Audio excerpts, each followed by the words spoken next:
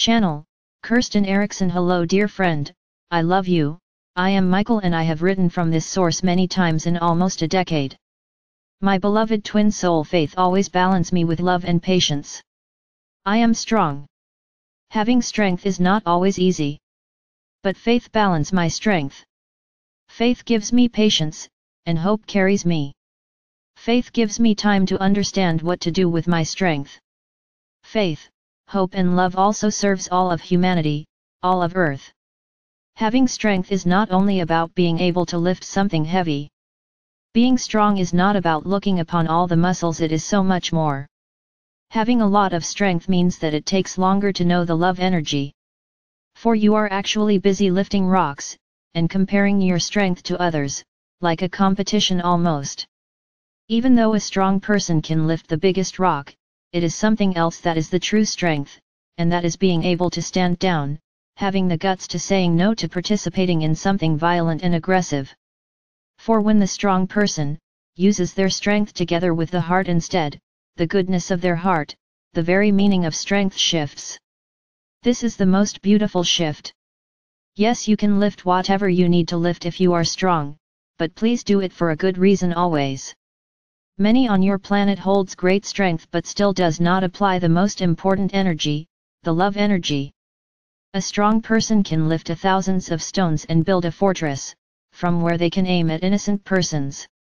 But when the strong person becomes weak for a while, they can lift one single stone. And while weak they begin to feel something new. As being weak they begin to fathom what they have been building all of their life.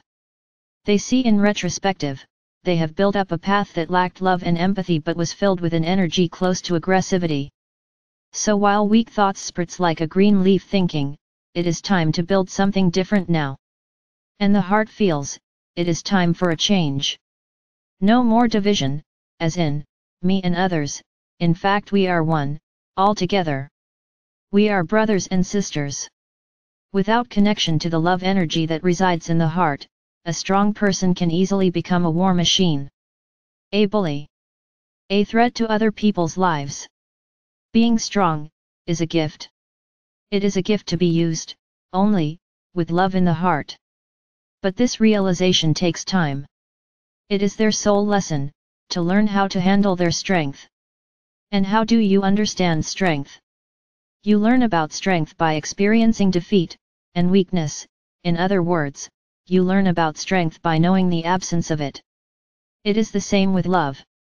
If you come to earth to learn about love, the way to learn is when you don't have it. When you don't feel love at all.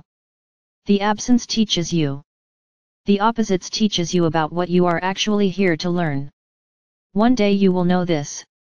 I learned throughout many eons of time. To appreciate my strength, I had to endure the lack of it. I lived lives as weak, sick, and fragile and more. I lived lives as I needed to fathom how great my strength actually are. You as a soul have different main energies that you are here to learn more about. And what you learn, process and work with, you will eventually pull through the eye of the needle.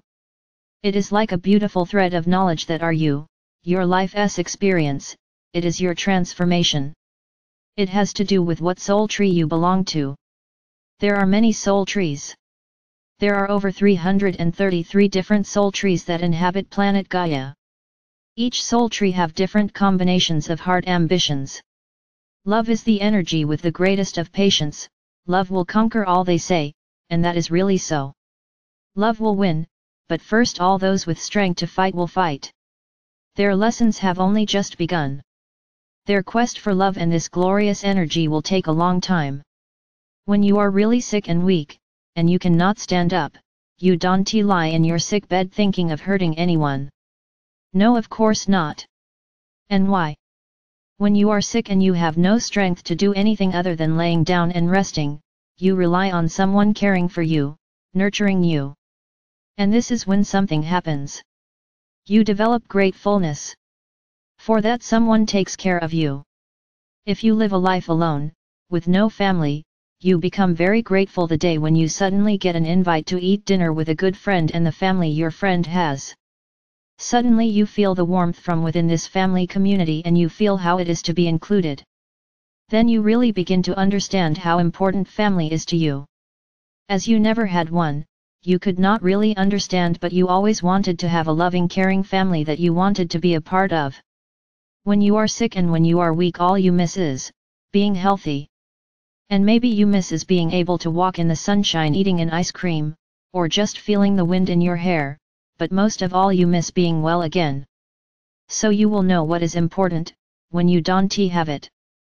If you have a home, and you are out to do something and you encounter a not nice person that hurts you badly, when you finally get back home, and you are safe once again, you can kiss the floor of gratitude to be home safe again.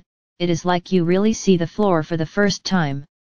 Before you sometimes felt ashamed over your old and not so stylish home, but, now after you had the bad encounter, when you are finally home again you absolutely feel so much love to your dear beloved home. So be proud of it as it is. It is your safe place, your sanctuary.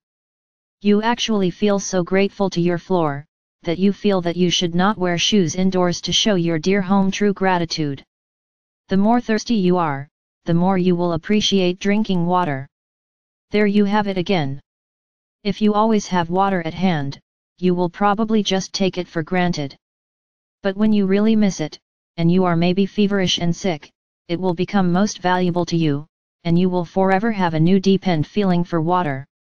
You actually feel so grateful for drinking water that you each time will say thanks from your heart to each glass of water you drink from now on. So what am I really talking about?